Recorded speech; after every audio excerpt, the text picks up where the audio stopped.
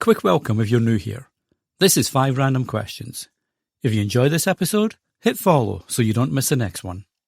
You're going to be like, I never should have had this idiot on my show. When your bean has knit enough socks, you can sell the socks, in air quotes, sell, to buy furniture and accessories for your bean's apartment. Hi, and welcome to 5 Random Questions, the show with unexpected questions and unfiltered answers. I'm your host, Danny Brown, and each week I'll be asking my guests 5 questions created by a random question generator. The guest has no idea what the questions are, and neither do I, which means this could go either way. So sit back, relax, and let's dive into this week's episode. Today's guest is Susan Barry. Susan is known for connecting ideas across hotel investment, operations, and marketing.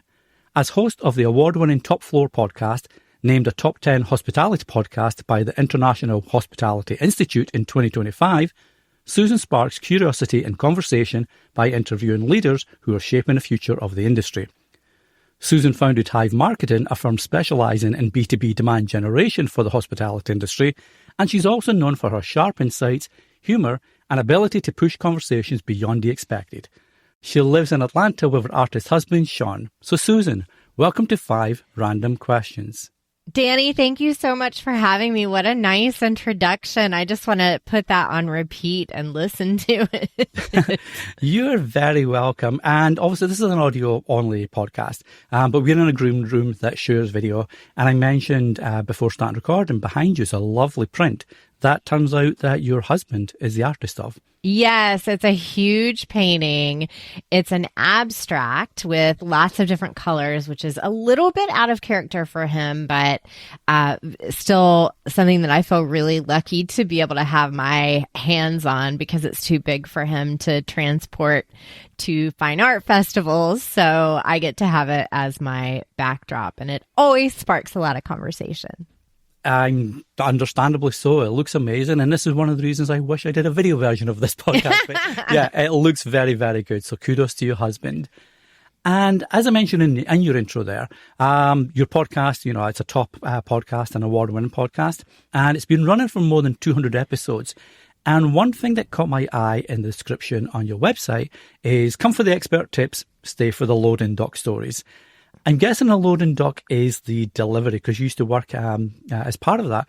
Is the delivery loading dock area of hotels? Is that correct? Yes. Okay. And in hotels and restaurants and maybe every other kind of company, the loading dock is where people go to dish the dirt and tell their secrets, share their crazy stories.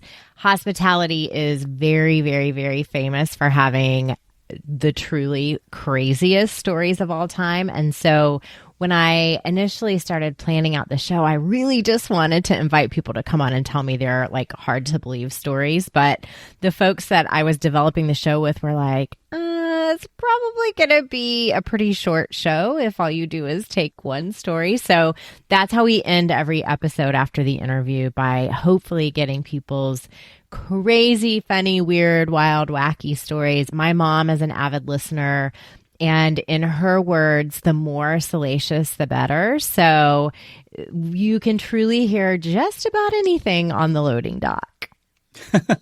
It sounds, and as you mentioned, obviously there's some crazy stories that you would imagine would come through. And speaking of your hospitality career, you started that by sleeping in your car between events and parties.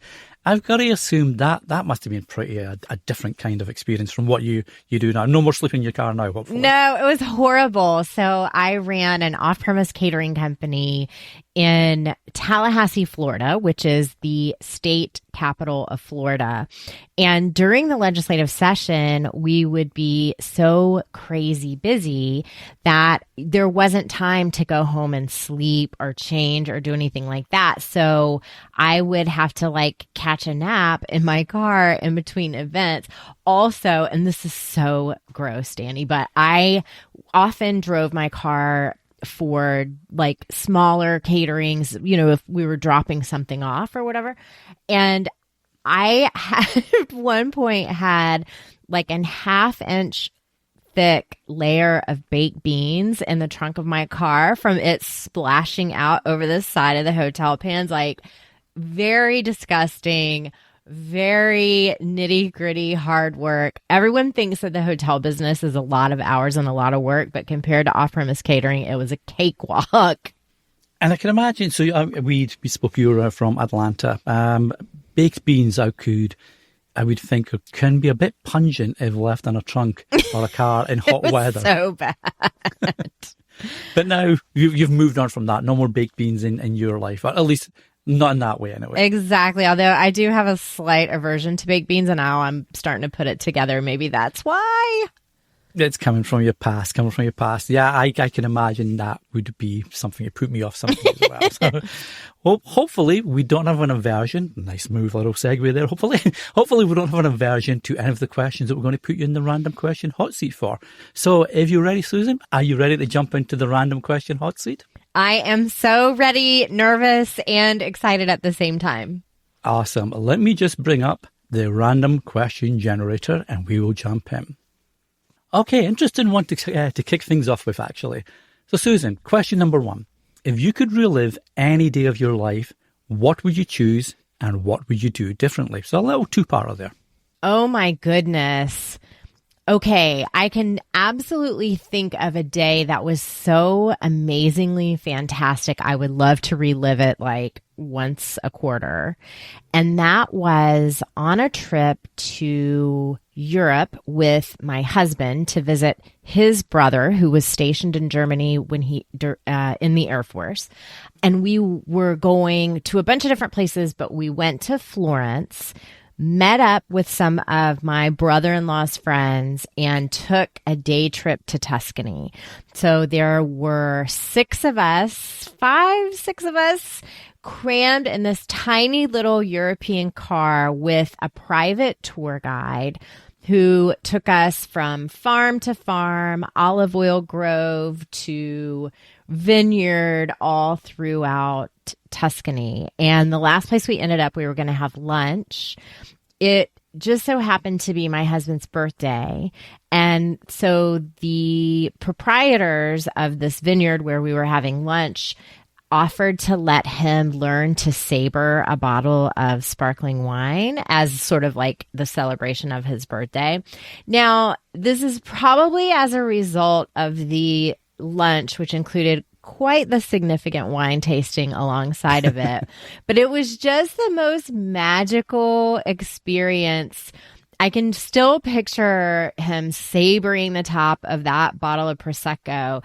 And then on the way home, our private tour guide decided that we needed to have teeny tiny car karaoke. And so was playing all these songs that he thought a bunch of weird Americans would like. And they were all songs that we had never heard before. So it was quite the experience. And we just sang along and pretended like we knew what we were doing. It was absolutely top 3 life experience of all time. I wish I could do it once a week.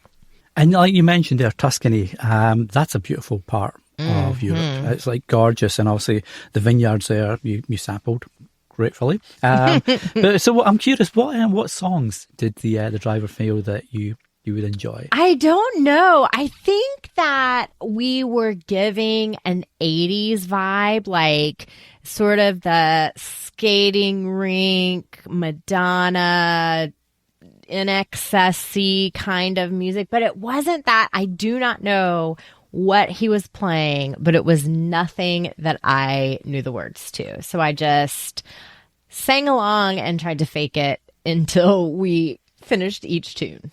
But that's the best way, though. It's like it reminds me of my uncle when I used to live back in Scotland as a sort of young teen. He'd love to get up and sing, at bars, at restaurants. Well, not so much restaurants, but bars and places like that. Sing for his supper. Yeah, exactly. But he did not know a lot of songs. So he'd start off with the words that were correct, but then meander into... I don't know if that's a Scottish thing, but yeah, it sounds like, that kind of translates across the globe. 100%. That is awesome. There's a A guy here in Toronto, well, I'm not in Toronto, but close enough. He's like a cab driver, Uber driver kind of thing. He's got his own channel on like Instagram, YouTube, TikTok, etc. And what he does, I think he's called Trip Guy, and I'll leave the link to his channels in the show notes. But what he does when the guests, if you like, get into his cab, like the passengers, he'll hand them, so he'll put on lights, like big sort of, LED lights to turn the car green, blue, red, all that kind of cool stuff. Give them a mic and they choose the song they want to sing from his collection. So they know the song. It sounds like that'd be something that you'd probably be more up for, because at least you know the song, right? Yes. Well, plus those karaoke machines will give you the words. So even if you don't know, you can sort of figure it out. Whereas just these random songs on the radio, I was a little bit lost. I hear you. But no, that's a great memory. And because you're in the industry, the hospitality industry, do you ever get to like sort of not quite replicate it, because obviously Tuscany is Tuscany, but is there anything that's kind of come close in your travels to that? Oh, I would say because of the beautiful landscape and the vineyard of it all, that being in the Napa Valley is so much like being in Tuscany and vice versa. I did a consulting project in Napa many years ago for several months. And so I was doing working at a hotel, the Westin Verasa Napa. And I remember waking up the first morning because there was a huge time difference. So I woke up at like 5 o'clock in the morning, just like boing, wide awake, and looking out the window and seeing hot air balloons like floating across the horizon, and just thinking like, how does this work? Like, they're paying me to be here. This is insane. So definitely Napa is quite the similar feel, and look, it looks similar too. I've heard that, and anytime I see pictures of the Napa Valley and that region, it's like you say, you've got all the vineyards, and you've got like a sunset that's glorious in the background, and little birds or balloons floating across. So that's part of my like bucket list, because I do like a nice wine. So part of my bucket list is to do a proper tour somewhere where it's got a really nice place like that. Okay, well, I have to tell you a secret. The general manager of that hotel, of that Westin, his name is Don Schindel. He's Canadian. In fact, he has a Canadian Football League, is that right? CFL championship ring that he let me try on, that weighs like about 15 pounds. So maybe you have an in with him, the Canada connection. My buddy in Toronto, he runs his own marketing agency, has a lot of connections, kind of like that, but I don't think it'd be that one. But that'd be awesome. I'd have to just organise that. So that's on my bucket list anyway. So excellent. I like that. That was a nice question to ease into the randomness. So let's have a look then to see what we do at question number 2. This has been up before, but it's been a while back, and I kind of like questions like this. So if it's okay, Susan, question number 2. Would you want to know when you'll die? No, no way. I don't want to know. In fact, this is like a little bit crazy sounding, so be cool. But ever since I was a little kid, I've always sort of fantasized. I can't even believe I'm about to say this out loud, but I've always sort of fantasized about dying in a rogue, like drive-by shooting or something like that, because it would be so sudden. You would have nothing leading up to it, no dread, no misery, no discomfort, just like one day you're shopping and the next day you're gone. Now, I really don't actually hope that I get shot, but I hope that I die completely unexpectedly in my sleep at peace. I think I was going to say, I think most people, not most people were your first example, but I think most people, would want it to be peaceful. You're asleep and you're not really aware of it. I'm wondering, because I know the guest that had this question, it was one of the early seasons, so I can't recall the answer offhand, but the guest that had the question chose to know in advance, only because from that point of view you could maybe let people know and ease them into, the people that would be left behind and prepare them. But I don't know if that'd be the same. I think that was more about if you had like that terminal illness, for example. I wonder if your answer is different if you have children versus not. I don't have children, so, I feel like there's probably a little bit less of everybody I know is my same age, right? We're all going to go at some point, so they don't need to worry about it.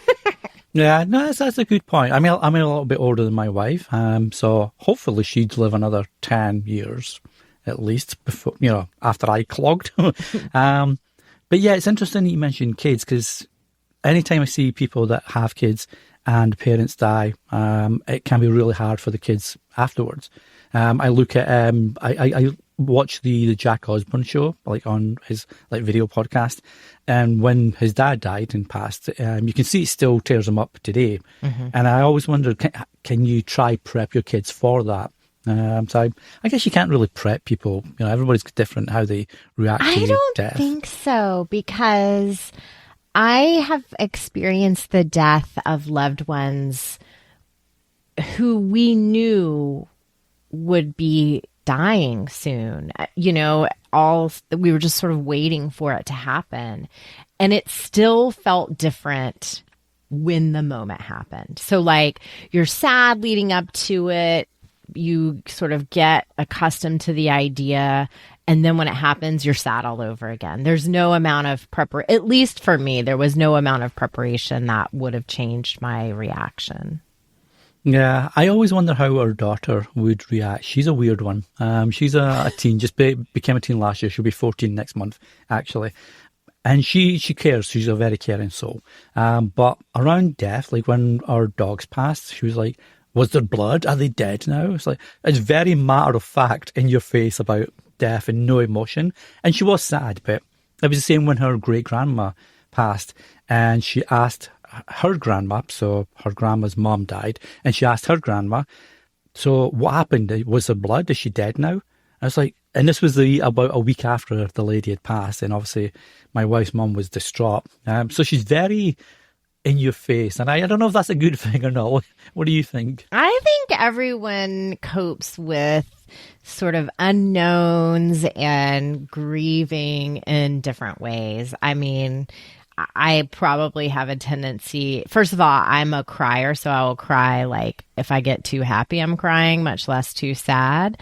But also I think I have a tendency to make maybe some slightly inappropriate jokes, which probably doesn't please everyone in my life. So I think there's a huge spectrum. It's also maybe trying to understand death and trying to understand the sort of physical properties of it, thinking that will unlock understanding of the emotional properties. Not that that's necessarily possible, but that may be what she's thinking.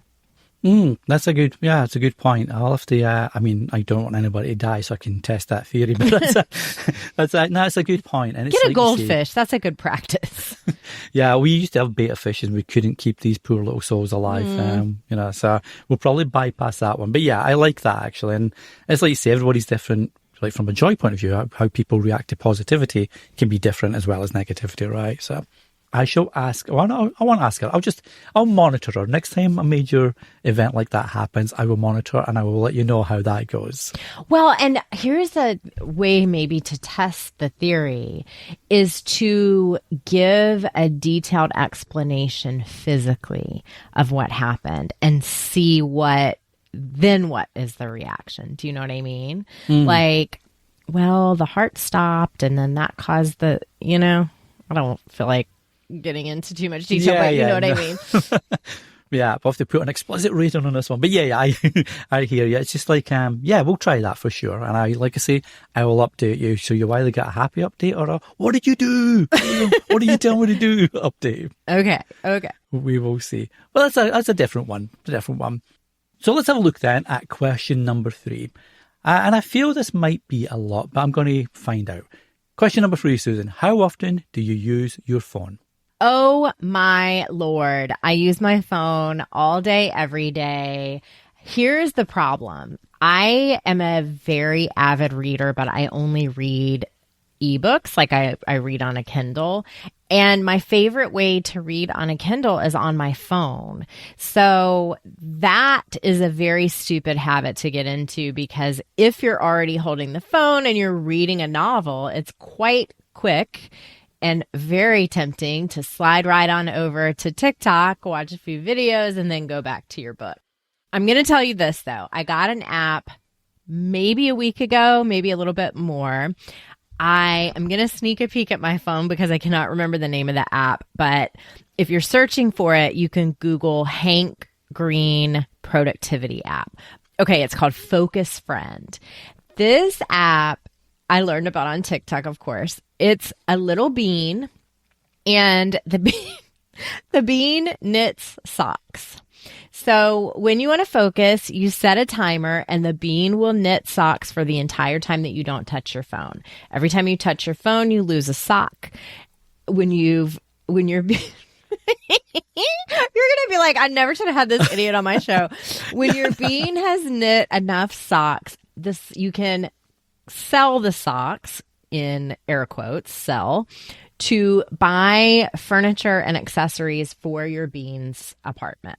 It seems like utter nonsense, but for whatever reason, if you start the timer and then you pick up your phone and it says, don't interrupt me, and you're watching the bean knitting socks, you're like, oh my God, and you like throw the phone away. So listen, my point is this, I'm working on it.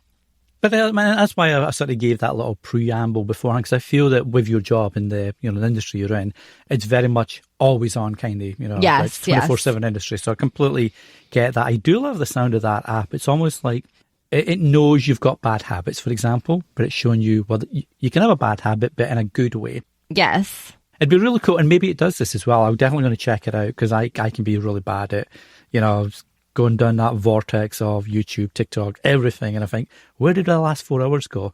you mentioned, so obviously knit socks, and then you can buy stuff for his apartment.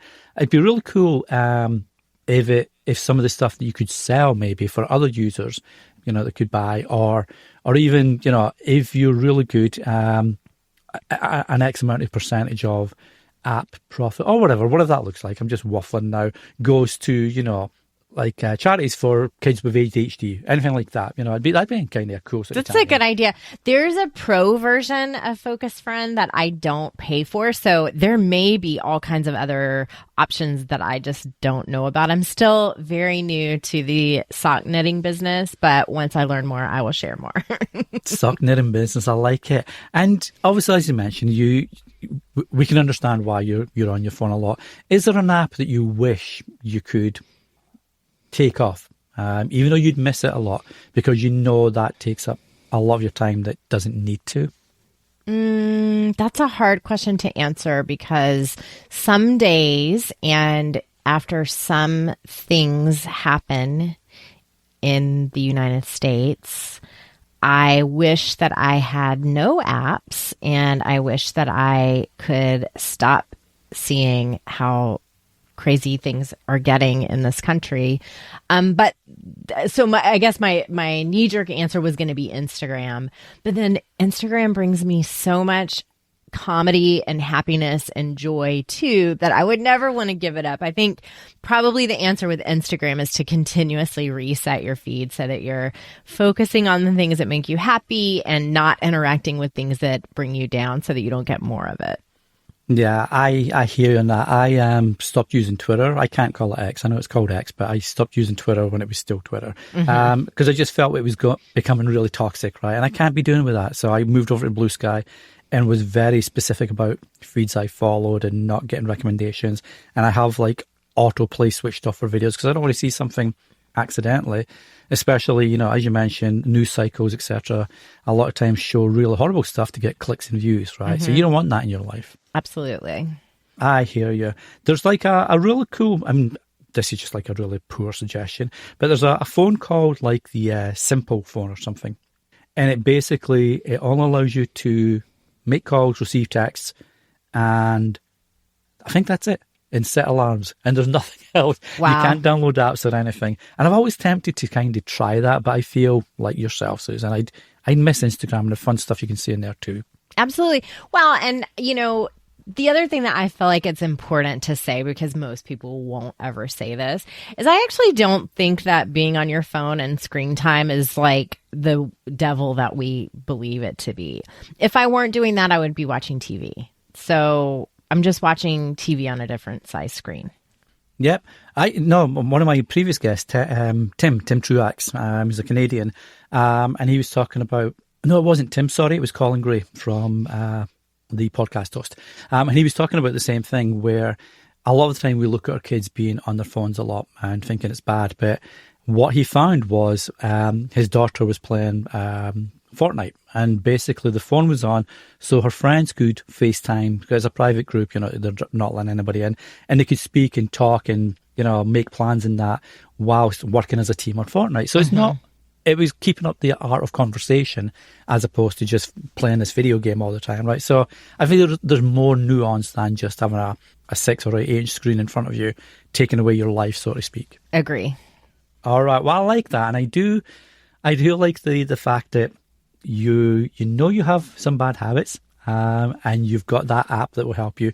And you know that, you could get rid of Instagram, but why should you? Because Instagram's got great stuff too. I would laugh so much less if I got rid of Instagram. I have a hilarious feed, so that is where I get all my good jokes to steal. Exactly. Well, I like that. It's a good mid-round question, if you like. This part is brought to you by someone awesome. We'll be back with more questions in a sec.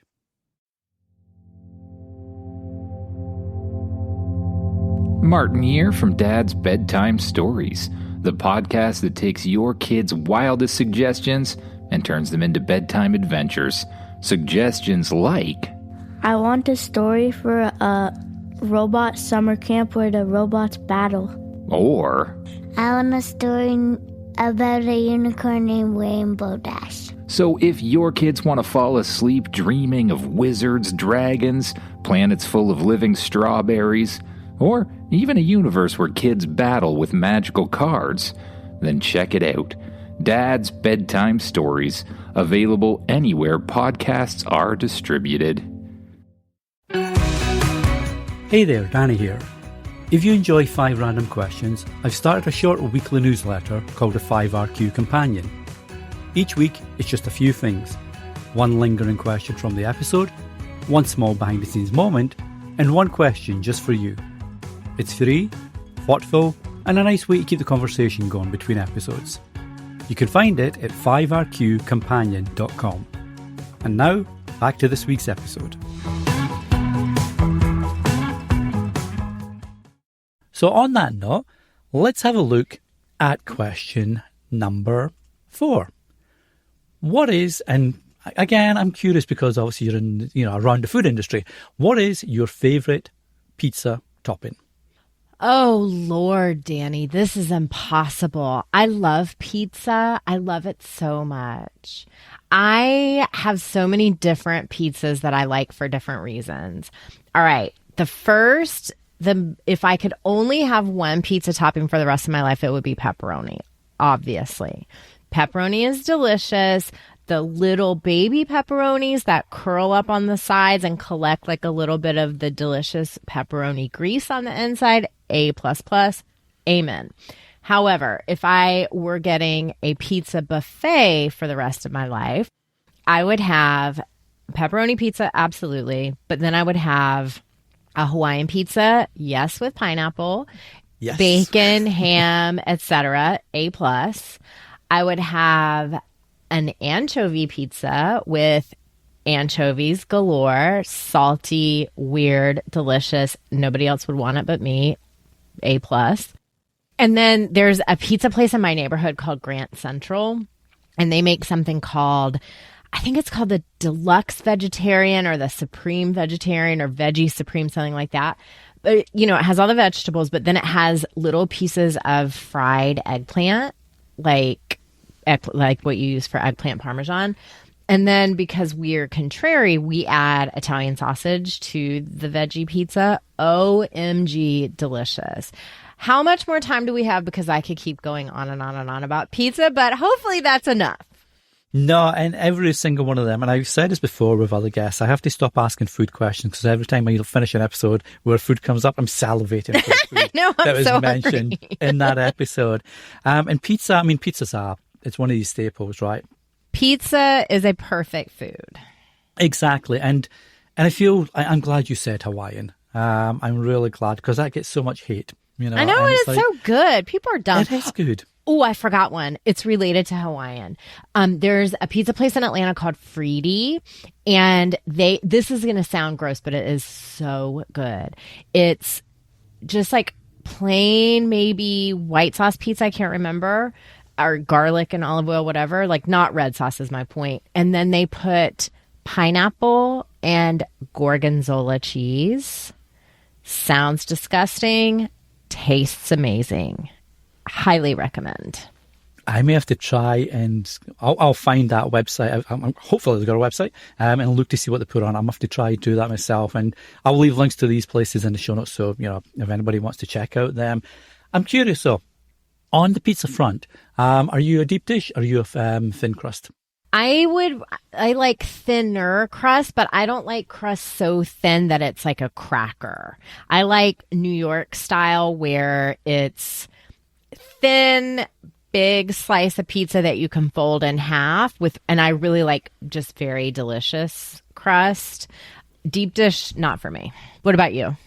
No, I think it's weird. Like, I think it depends on the pizza and where you're getting it from. Because I've had some great deep dishes, but I do tend to like the ones where, as you mentioned, New York, and you're holding this massive slice and you've got to hold it with two hands and stop it flopping at the triangle part because it needs to flop as a pizza. Totally. So I feel that's my preference too. Maybe the crust, maybe a thicker crust.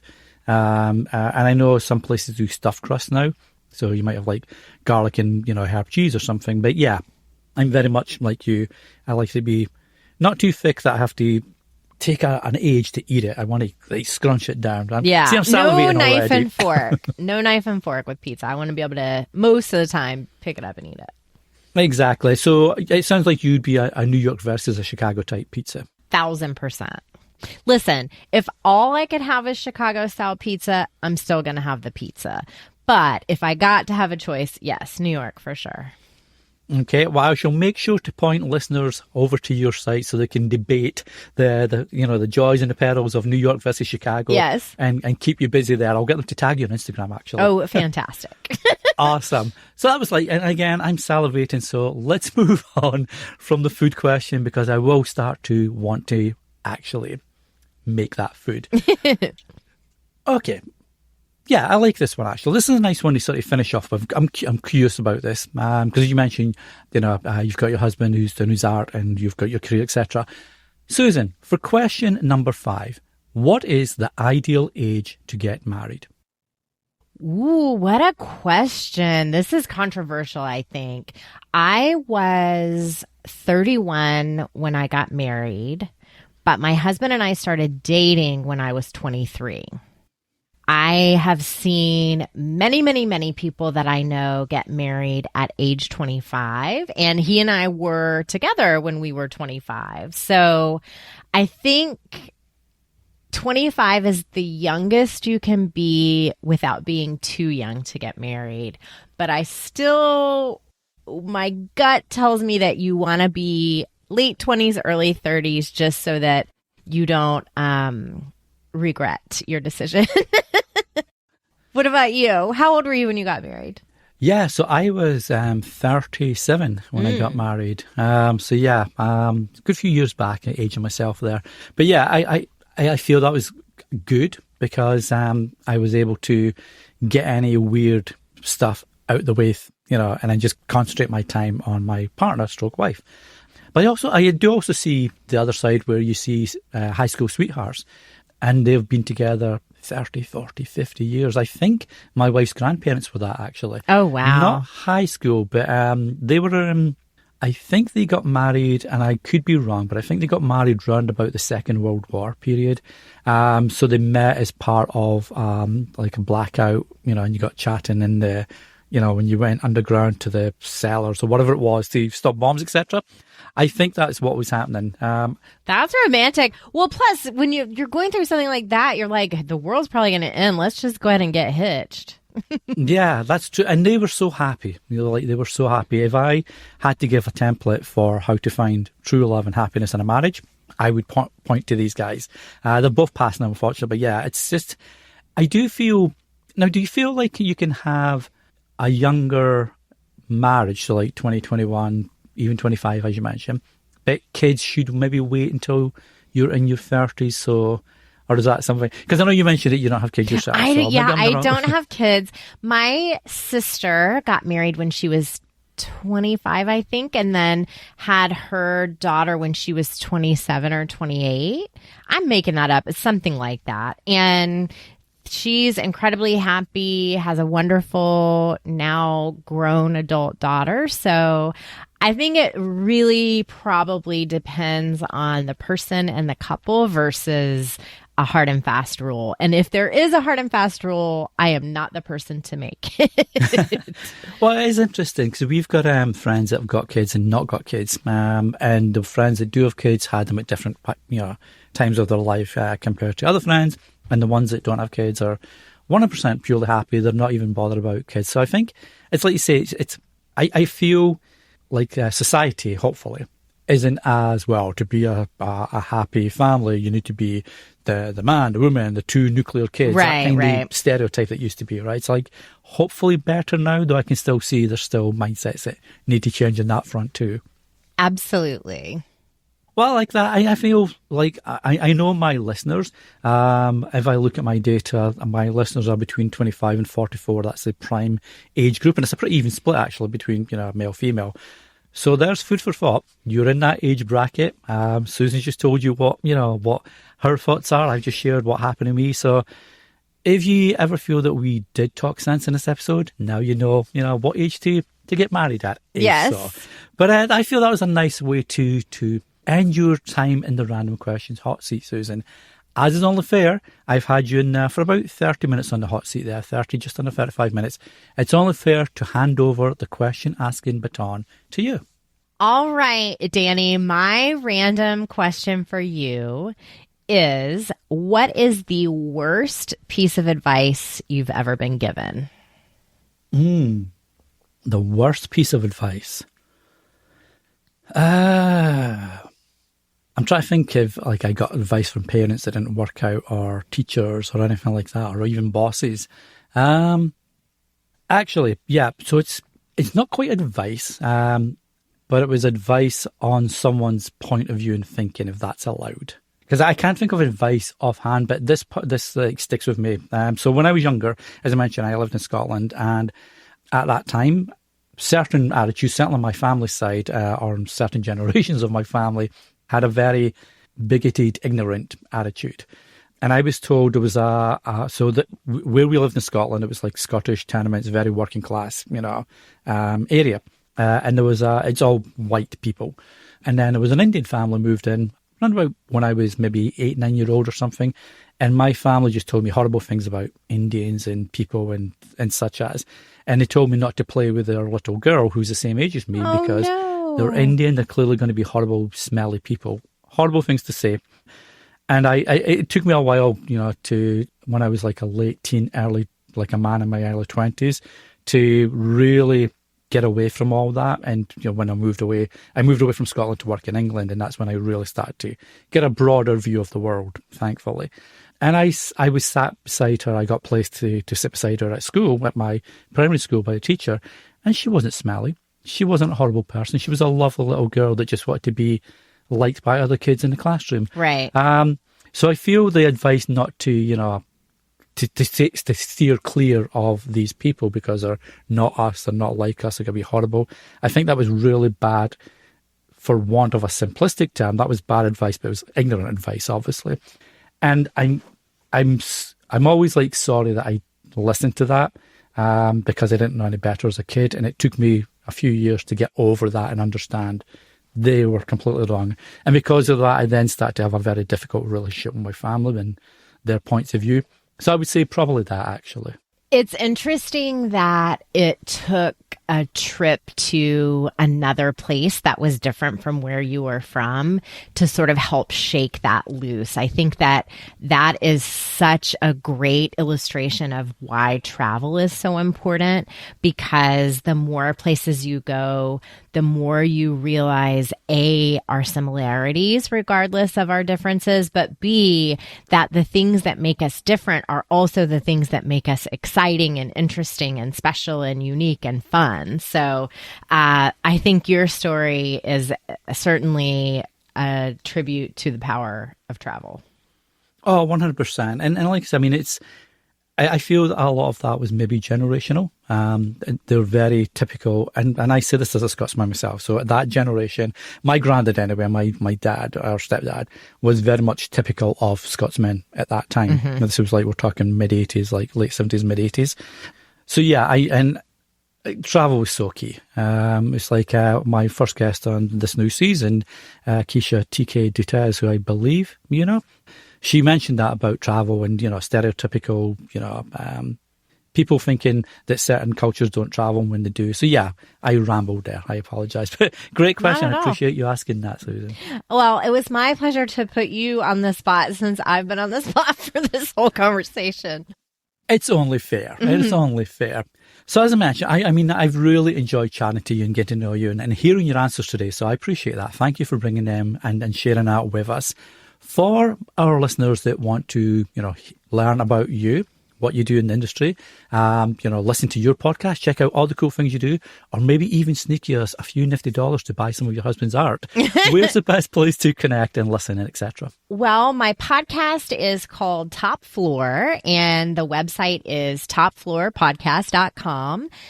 The Instagram handle for Top Floor is Top Floor Pod. And then I spend a lot of time running my mouth and sharing my unsolicited opinion on LinkedIn. And so you can find me. I'm Susan Berry on LinkedIn, and Top Floor is also on LinkedIn with pretty frequently updated content. So would love to see and hear listeners anywhere I can. Awesome. And I will be sure, as always, to leave the links to those in the show notes. So whatever app you're listening to this episode on, or you're listening on the website, just check the show notes out and all the links will be there for the good stuff to take you over to Susan. So again, Susan, thanks so much for appearing on today's 5 Random Questions. Oh, this is so much fun. Thanks for having me. Thanks for listening to 5 Random Questions. And if this was your first time here, feel free to hit follow and check out past episodes. If you enjoyed this week's episode, I'd love for you to leave a review on the app you're currently listening on. And if you know someone else that would enjoy the show, be sure to send them this way. It's very much appreciated. Until the next time, keep asking those questions.